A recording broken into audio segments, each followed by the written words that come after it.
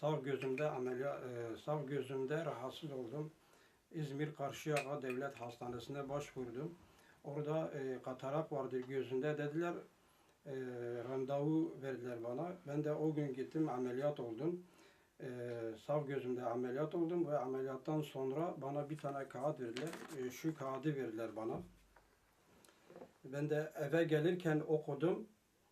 Baktım ki 3 hafta sonra 3 hafta namaz kılmayacaksınız yazıyor. Neden 3 hafta namaz kılmayacağım? Çünkü her türlü namaz kılınabilir. Göz hareketiyle, kalple, artık hangi şartlarda olursa olsun namaz kılabilirsin. Mesleğim, ben manavcıyım. Doktor beye söyledim. Dedim ki kaç hafta sonra çalışabilirim? Bana dedi ki bir hafta sonra çalışabilirsin. Ve manav işi ağır olduğuna göre bir hafta çalışabilirim. Ama namaza geldi mi 3 hafta namaz kılmayacaksın yazıyor. Başka türlü yazabilirdi. Eğer kasıtlı olmasa başka türlü yazılabilirdi.